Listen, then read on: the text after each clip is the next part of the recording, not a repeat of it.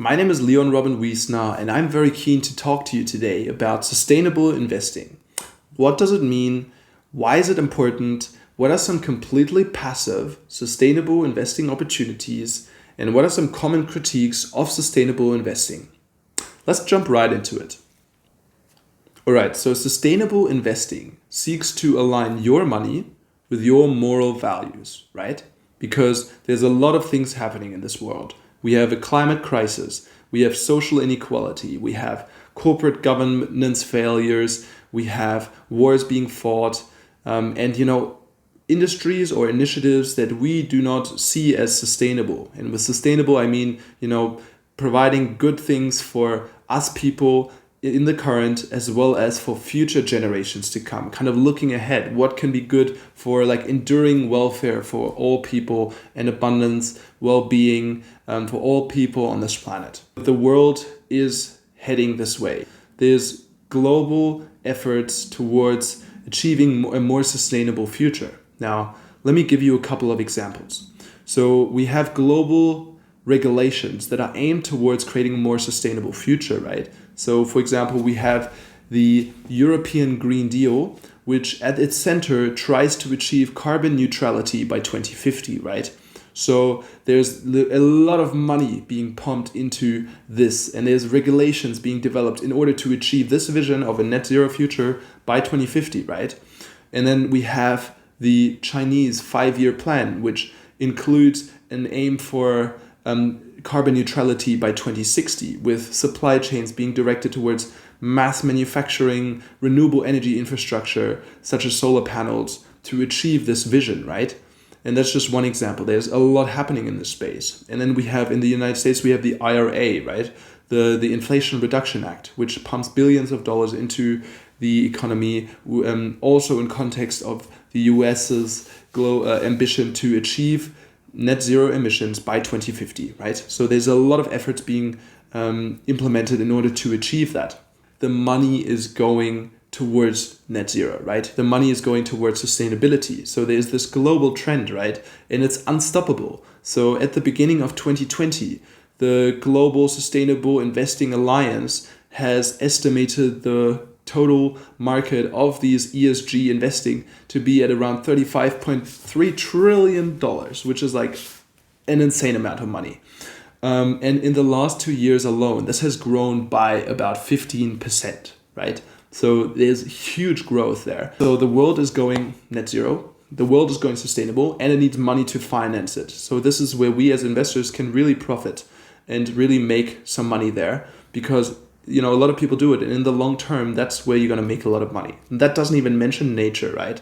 We have also understood that I think we need about $300 billion of private finance to achieve nature positive, to ensure that we are restoring more nature than we are currently destroying, which is a huge effort. So there's a lot of money going towards this, and there's ways for us to profit. But that shouldn't, make us turn a blind eye on sustainable investing products that aim to achieve good things, because there are some critiques, and we'll talk about those later. Another reason why it's important is because we are living in a world with inflation, right? Money that we have on our bank account will lose value over time. And that's because there's more money being added to the system. Central banks are printing money. The money that we have in our bank account is going to lose value. So it's really smart to have some of the money put into so-called passive investing opportunities, where we can basically put it, we don't have to care about it, it's just going to sit there in an asset or an investment that basically allows us to grow money and basically grow the value over time without us having to actively sit there frantically every day and try to figure out what's happening, whether the stock price is going up, down, left, sideways, who knows? The thing is, with passive investing opportunities, we can ensure that we leave it in an asset that we just leave and sit there over time, and that will grow passively in value over time. And it's really, really easy to do. All right, so today we'll also discuss some so-called sustainable ETFs, right? Now, what even is an ETF? An ETF allows you to invest into thousands of companies at the same time. It's basically you're buying like a type of stock, which basically encapsulates not just one company, but hundreds or even thousands of companies at the same time. Like, imagine you're going to a market and you're going to go and buy some fruit, right? And you normally go and buy an apple, and then you have the apple and you eat it, and you're healthy and it's all good.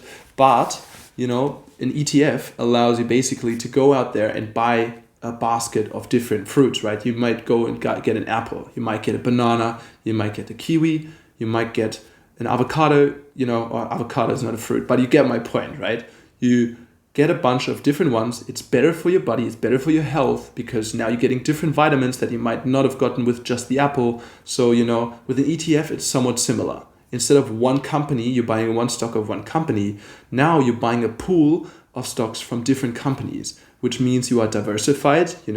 If one company in this ETF goes bankrupt, your value of the ETF might go down a little bit, but in the long run, all the companies that are doing really well will lead to increasing price over time. And whereas if you just bought that single stock goes bankrupt, all your money out the window, in the toilet, whatever, it's gone. And that's what an ETF helps you to mitigate your risks that way.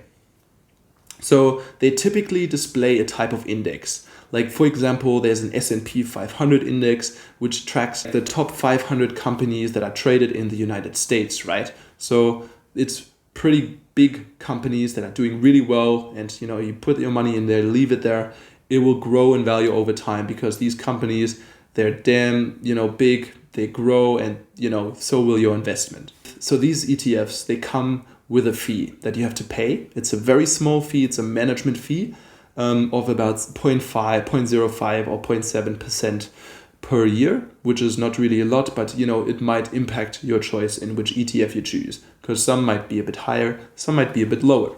So you would have to do your research beforehand. And they are basically excellent long-term investment opportunities. So today we'll be discussing the MSCI World ETF, right? There's different sustainable versions of this, and we'll give you 3 different ones that you can have a look at and do some more research on yourself. And basically, there's the MSCI World, there's also the Europe and the emerging markets form of this one. So the Europe one would include stocks that are in the European market. The emerging markets one would be like in China, in Taiwan, or in India. Don't ask me why it's called emerging markets, because, in some ways these companies are a lot better than in the Western world. They have some industries that are more developed. So don't ask me why that's the case. Who knows? So let's jump right into it. All right, so the first ETF that we have today is the iShares MSCI World SRI ETF. This is an ETF that over the past 5 years has grown by 82%. It's started in October 2017, which is good. So it's got a 0.2% fee tier, which is, not that much, accumulating, which means that, the dividends, sometimes companies, they pay out some profits to their shareholders in form of cash, right, that you get. And accumulating basically means that any cash that is being paid out by any of the companies that are included in this ETF is going to get reinvested automatically without you having to do anything. It's got a pretty big fund size, and it's got 402 companies included in it, the largest ones being Nvidia, Microsoft, and Tesla. The distribution is mostly in the United States, right? So it's a world ETF, but at the end, it pays off to look at which countries are included in there, because mostly the United States, you've got some of Japan, some Canada, and other countries. So take a look at this. If you want to, be diversified across different countries or want to invest in certain countries, pays off to have a look at that. The sectors that are excluded are controversial weapons, nuclear weapons, conventional weapons, civilian firearms, alcohol, gambling, tobacco, adult entertainment, as well as genetically modified organisms. That also includes nuclear power, thermal coal, oil, unconventional oil and gas extraction, basically all the ones that you can see here. All right, so the next ETF is the iShares MSCI World ESG Enhanced ETF. This is an ETF that has grown by 82% over the last 5 years. It exists since April 2019, so also pretty old, which is good. Has grown consistent trajectory It has a 0.2% fee tier also. It's also accumulating, so shareholder profits reinvested automatically. It's got a large fund size, and it's got 1,239 companies in it, which is significantly larger than the other fund. So this is good to know because, depending on how diversified you want to be, often with these sustainable ETFs, it's also a criticism that they are not as diversified as some of the other ones. But, 400 or 1,200, it's pretty good. Country included, once again, it's the United States. It's also Japan and Canada, similar kind of, country diversification. And here, once again, we have these industries that are excluded here. So it will exclude slightly less than the SRI index. So, maybe if you are more okay with conventional firearms, you would be okay to invest into this fund, right? So it really depends on what you value as a person. All right, and next up we have the iShares MSCI World ESG Screened Index, right? So it's grown by 92% over the last 5 years. It started in October 2018. It has a 0.2% fee tier accumulating as before. So, reinvesting profits paid out by companies. It's got a large fund size and 1,292 holdings within that. We have the largest holdings being Apple, Nvidia, and Microsoft. We have, the largest country, that's once again the United States, Japan, and the United Kingdom here. So slightly different country composure, but important for you to have a look at what kind of diversification are you looking for. It depends on what you morally support as a person in terms of what you want to have be part of your ESG sustainable investing profile. So, just for you to be aware of, I would have a look at those and also really have a look at the holdings. All right, so to get to the critique, we have a very common one being the assessment jungle, right? There's a different types of rating agencies, and they rate the companies according to their sustainability within these ETFs, right? And they all have different ways of rating them, so it's really hard to compare how sustainable a company actually is.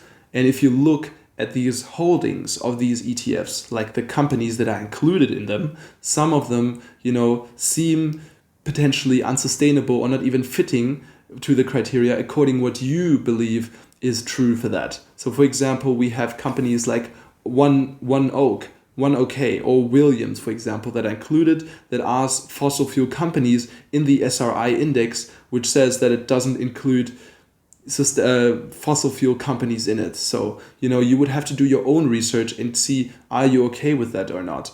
It's really hard also to separate what is sustainable, right? Maybe a company is supplying parts to an oil and gas extraction company. Is that company also considered unsustainable? Or if you have a company that's producing pipes for, fossil fuels to be transported, is that considered unsustainable, although they aren't maybe themselves burning a lot of fossil fuels, or they might not be extracting a lot of fossil fuels, they might be contributing to that infrastructure, should they be excluded? It's really, really hard. There's also car companies that might be producing weapon components, individual weapon components, but they are themselves actually just car producers, how do you draw the line? It's really, really difficult, and therefore it's really important that you just do your own due diligence and you have a look at, what do you consider sustainable and what do you support morally? Then another one is the missing impact, right? So we have a bunch of investors, retail investors, investing into, these quote, sustainable investing ETFs, right? Now, what impact will they have in contrast to, a hedge fund or like large institutional investors? So at the end of the day, you have some people maybe buying into other areas instead or selling out of their unsustainable funds that they see. But then, people will take use of that decreasing price, and therefore you will basically change just the ownership. You have someone buying out and buying sustainable investment options instead, and then just the ownership is transferred as someone else is taking advantage of that lower price of that investment option. So, these are things to have a look at and kind of, see whether you are okay with that. And then greenwashing, right? There is a really big problem where you have companies or organizations pretending to be more sustainable or more green than they actually are, and basically doing a lot of marketing. We're doing all this green stuff, we're planting trees and we're doing this, but then at the end they might, be investing a lot into things that might not be sustainable too, right? So it's really important to look at what are they actually doing. So to conclude, there's a lot of opportunities. There's a lot of critique, right, in this space. But because of the global movement towards the sustainability and, environmentally and socially sustainable activities, I believe, there's a lot of opportunity there. And like once we do a little bit of research, we understand the critiques, the risks involved, we can really make a lot of money doing really good things for the planet, right? And that's what it's about. And, don't do your own research. At the end of the day, I'm just, making these videos to raise awareness about it. But I'm not I can't give financial advice. I'm not a financial advisor. And you should definitely do your own due diligence and do your own research, right? Until next time, everybody. Ciao.